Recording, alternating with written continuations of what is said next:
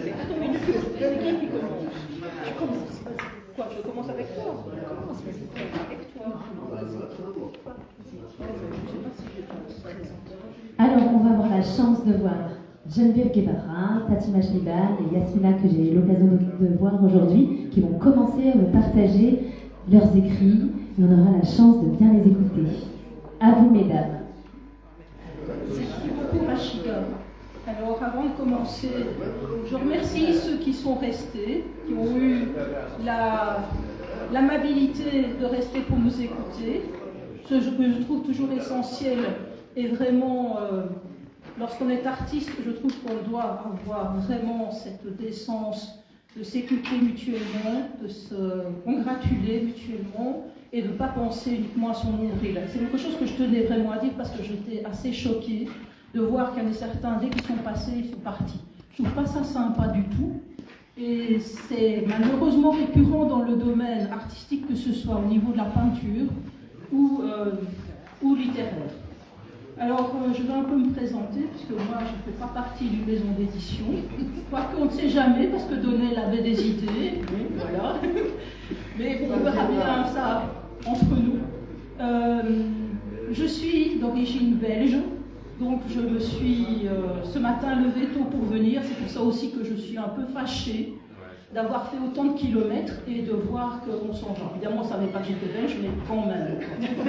Voilà, donc je suis belge, je viens de Namur, la capitale de la Wallonie. Je ne sais pas si c'est prêt, parce que c'est toujours un peu pénible, ça va, donc je viens de Namur, la capitale de la Wallonie, c'est la partie francophone de la Belgique.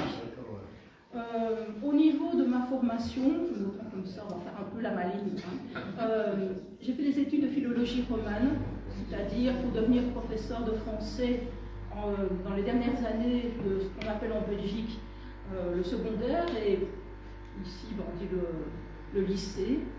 J'ai enseigné 30 ans avec beaucoup de plaisir, et depuis 2020 j'ai décidé de retourner à mon rêve d'enfant et surtout d'adolescent, c'est-à-dire de l'écriture.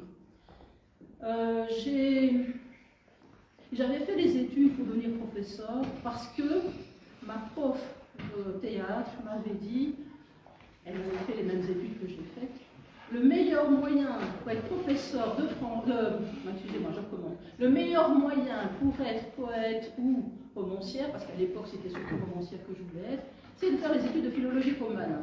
Plusieurs années après, exactement en 2014, elle est venue présenter son premier roman en classe, et puis on a été mangés ensemble, et je lui ai dit, Nicole, tu es une menteuse. Elle m'a regardée tout éberluée, je lui ai dit, oui, parce que tu m'avais dit que grâce à ces études, j'allais écrire, jusqu'à présent, j'en ai rien écrit.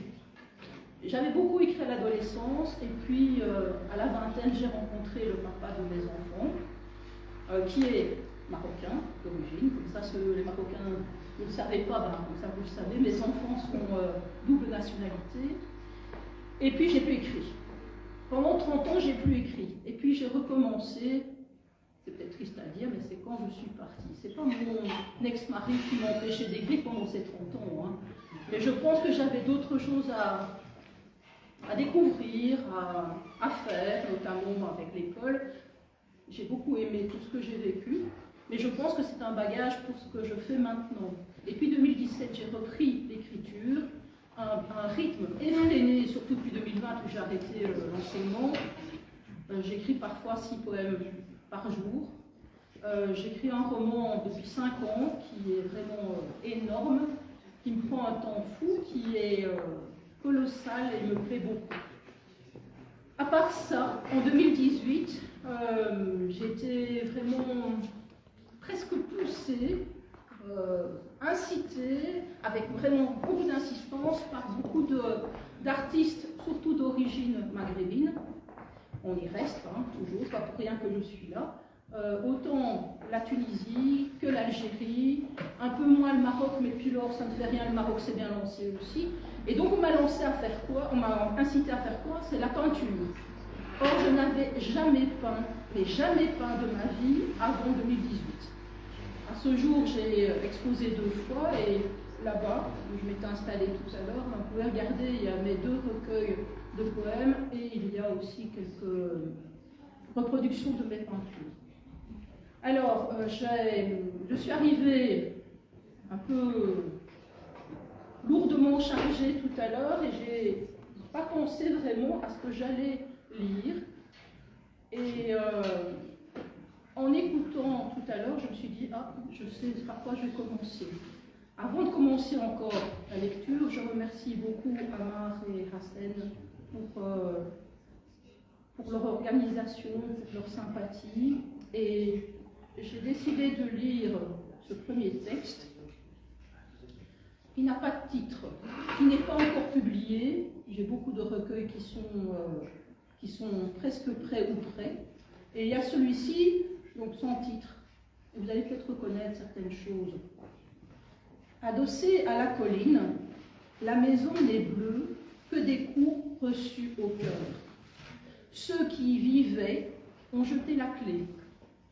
Les tuiles, encore solidaires, s'embrassent, grossissant légèrement. Elles n'osent regarder le bric-à-brac de leur sœur en vrac.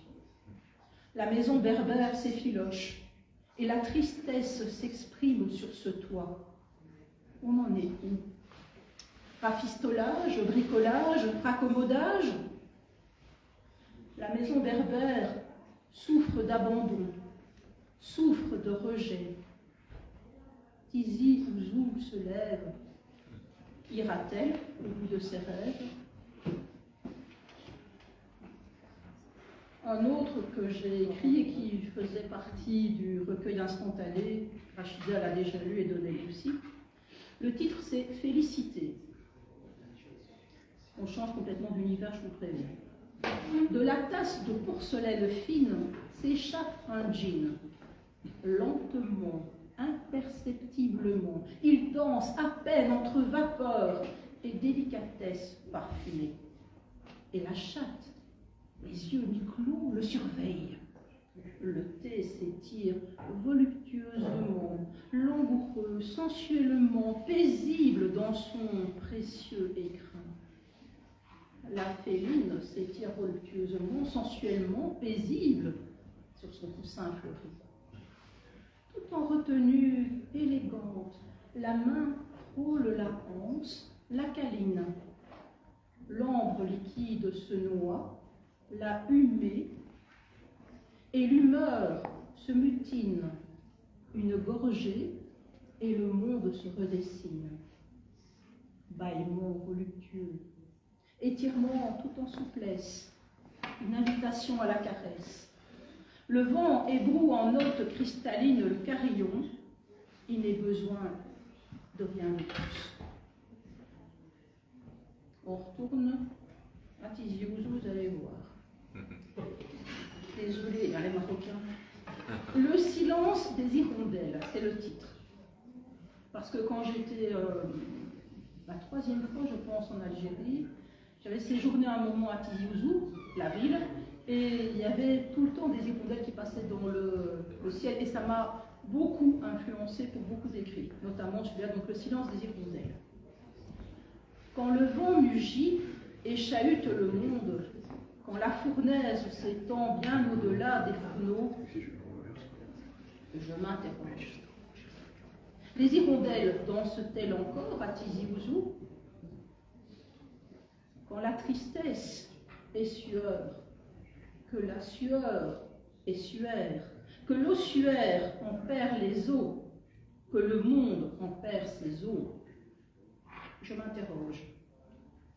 Les hirondelles dansent-elles toujours à Tizi Ouzou? Quand se tait l'amour, quand se terre le cœur, le silence se fait.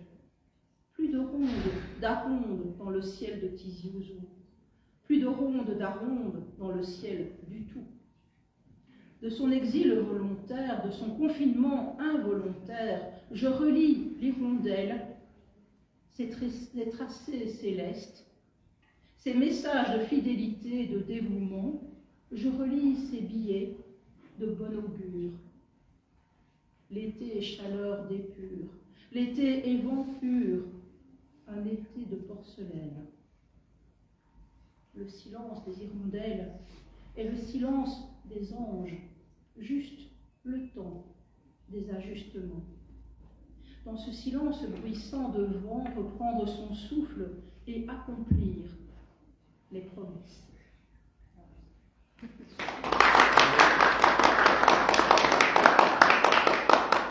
On va rester un petit peu encore en Algérie, parce que ce texte que j'ai écrit, c'est pour un ami qui a eu un accident très très grave il y a presque 2 ans, non, il y a 2 ans maintenant. Et je lui avais écrit ce texte parce que vraiment il n'allait pas bien, il m'avait écrit qu'il n'allait pas bien. Il m'avait même envoyé des photos pour me prouver vraiment qu'il n'allait pas bien avec son accident. Je rigole pas avec lui, hein. C'est de moi que je rigole. Je lui avais envoyé ce petit poème qui va figurer dans un de mes recueils parce que je trouve qu'il est quand même pas mal. Enfin, j'aimerais faire le bon coup là. Hein. Le titre c'est Ma médecine, vous allez voir, c'est une médecine spéciale. Je viens sur la pointe des pieds pour ne pas te brusquer. Déposer un à un de délicats baisers. Leurs ailes diaphanes t'effleurent pieds, genoux, cuisses, ventre, bras blessés. Mes bisous caressent ton visage martyrisé, et ma magie est tendresse apaisante. Peut-être faudra-t-il que je revienne plusieurs fois, afin que la douleur s'en aille. Je reviendrai alors sur la pointe des pieds, et j'embrasserai doucement tes paupières, et tu t'endormiras. Alors, j'avais encore pensé, pour changer de rythme, parce que je suis...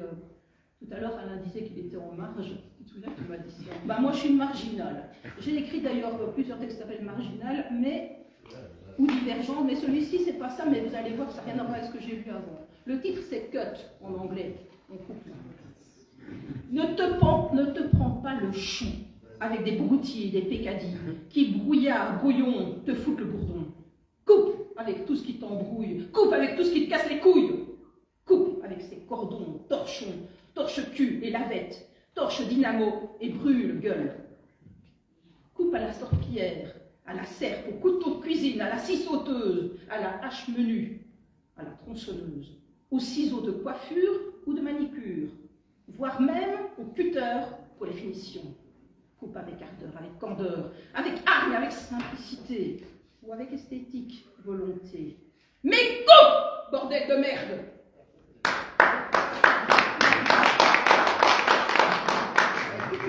Ouais, hein, ça s'est coupé. Alors il y en a un autre encore qui est un peu spécial. Je le retrouve là-dessus, c'est ce petit malin.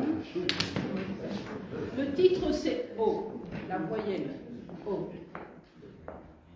Et hop, je saute dans les flaques.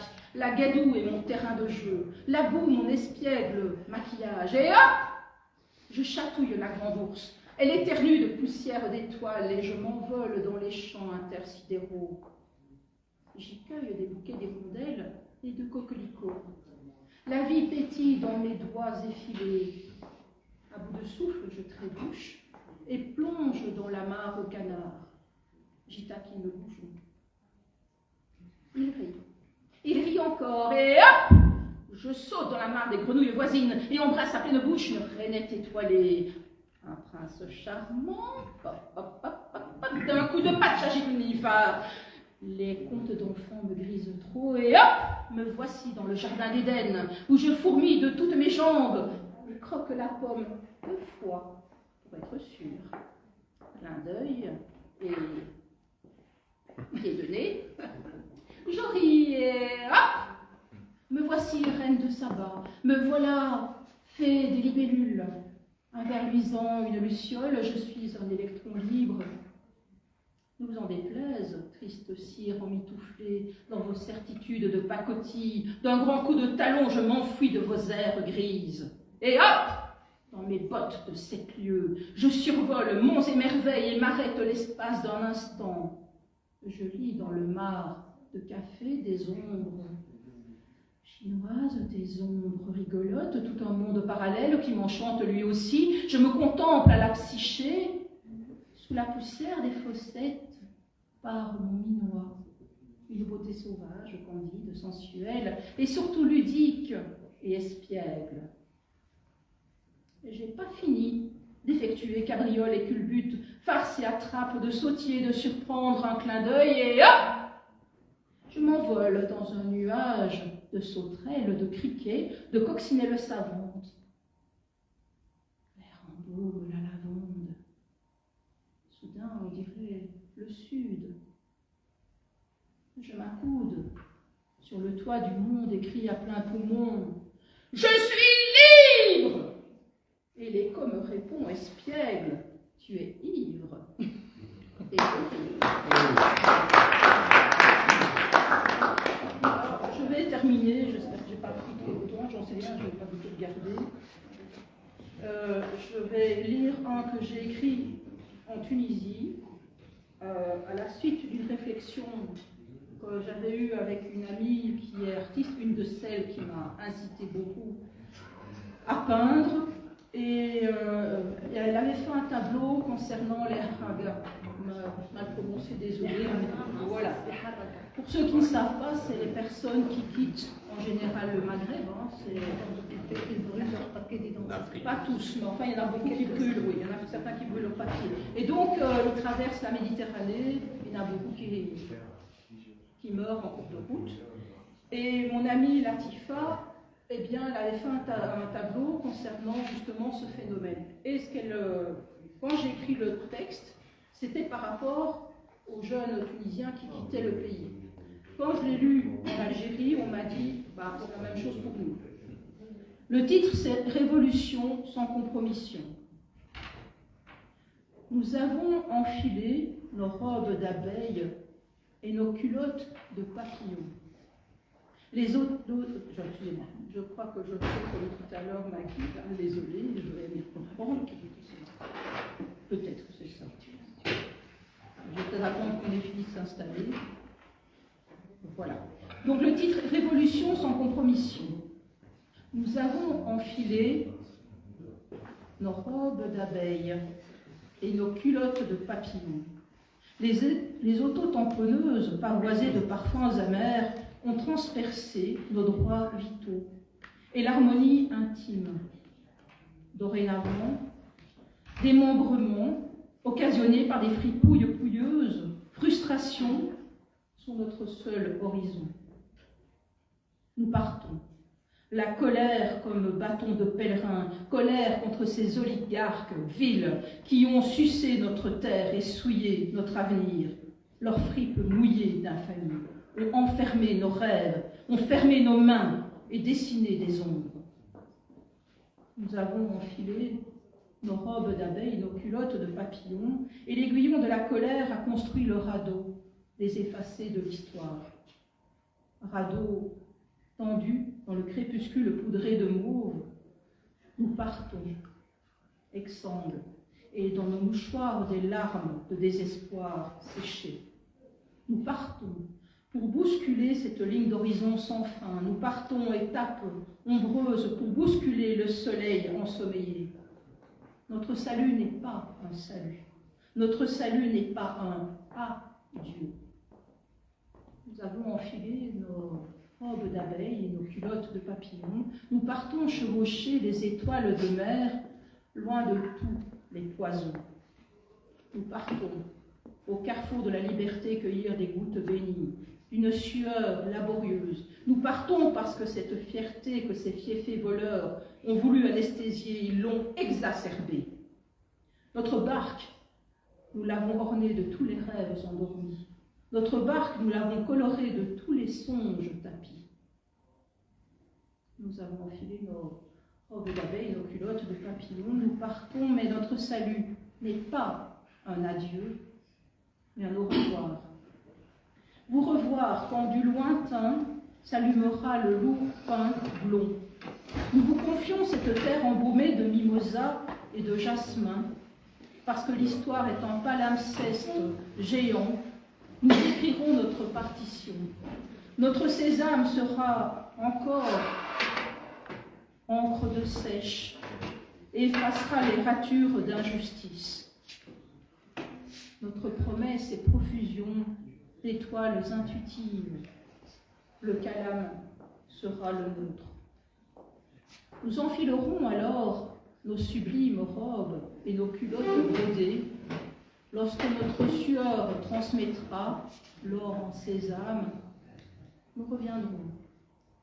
Et la clé décodée ouvrira le champ de tous les possibles et les champs de vie.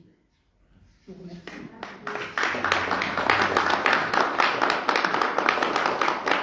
S'il y en a certains qui sont disponibles et qui ont envie d'écouter encore d'autres textes, je suis très heureuse d'avoir été demandée par Youssef Zirem, certains d'entre vous ne connaissez pas, pour que ça soit moi l'invité de son café littéraire. C'est donc dimanche, c'est à 18h, c'est au café L'Impondérable, rue des Pyrénées, je crois que c'est ça. Voilà. S'il y en a certains qui sont intéressés, là j'aurai un bon temps et j'aimerais bien qu'il y ait du monde. Voilà, merci beaucoup en tout cas.